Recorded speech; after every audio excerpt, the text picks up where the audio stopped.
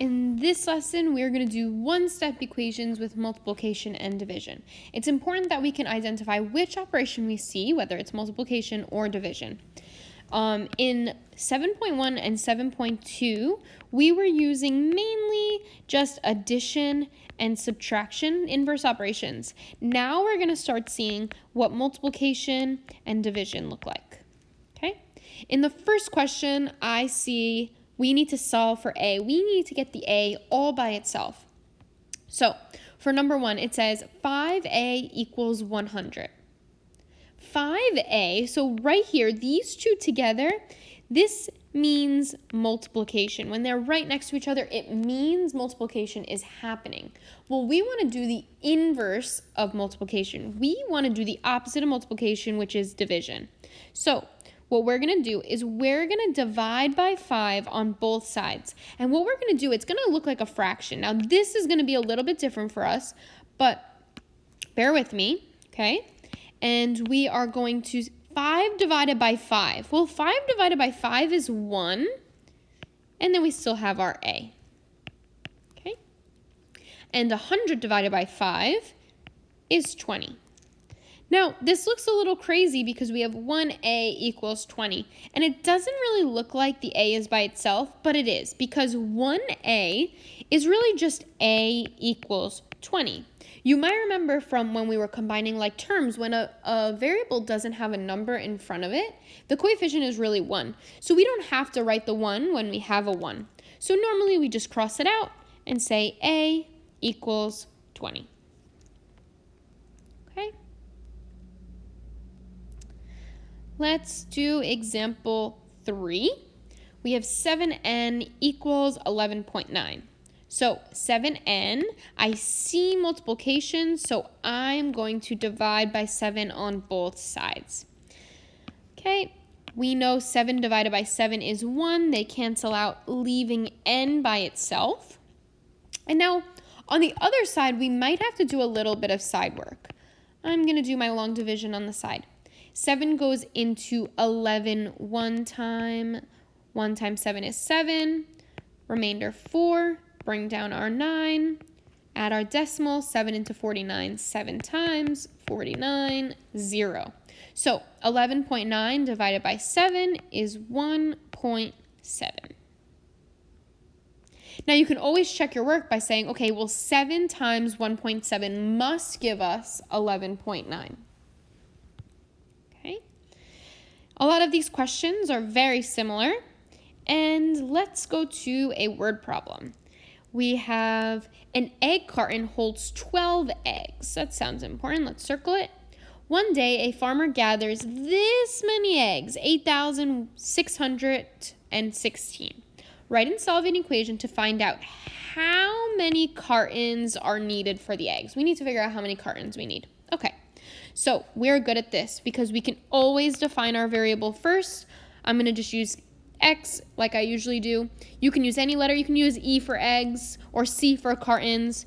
Our X stands for the number of cartons needed. Okay? It's not the price of the cartons. It's not how many eggs. We have to make sure that this part is defined correctly. Okay? Then, okay, well, we know each carton holds 12 eggs. So each carton, however many we need, has to multiply by 12, and that's going to give us our 8,616, our total amount of eggs. Okay, well, we don't know how many cartons, but that's our X. So we have X times 12 equals 8,016. And I'm just going to flip-flop these because of the commutative property of multiplication allows us to just flip-flop them. Looks a little bit nicer. Now, 12 times X, I'm going to use my inverse operations to divide by 12 on both sides. And X is going to equal whatever number we get on this division, which I'm going to have to use a little bit of long division here. A little bit of side work. 12 goes into 86. Let's see. Well, we have 12, 24, 36. We have 7 times. So 12 times 7 is 84. With 2 left over, bring down a 1. 12 can't go into 21 2 times because that would be 24. So it's only 1 time, which is 12. Let's see. 11, bring down the 6. 116 divided by 12 goes 9 times. Oops, sorry, 8 times. And 12. Hold on, I think I made a mistake. 8, this is supposed to be a 9, not an 11. There we go, there's my mistake. 9, 6. And then that's 8 times 12 is 96, and we're finished. So we need 716, no, that's an 8 now, sorry, and 18 cartons. So 718 cartons are needed. Now, in order to undo division, we're going to need to use multiplication. So we're not really going to see the division sign like this, but I'm going to show you the first one here with the division sign. Q divided by 6 equals 4. So to undo division, we are going to multiply by 6 on both sides to get the Q by itself. So Q equals 4 times 6, which is 24. Now the division ones are a little bit harder to wrap our head around with mental math, but if we go and check our answer, 24 divided by 6 should equal 4, and yes. Okay? Now in example 12, I see it written as a fraction, a divided by 7. It is still the same thing. We still need to multiply by 7 on both sides of our equation. Okay? And I write it a little differently. I just write it with parentheses.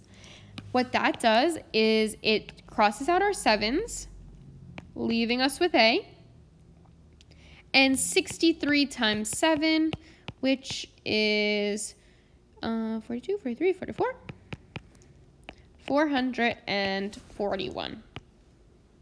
You can always check your work by doing 441 divided by 7, and that should get you 63. All right.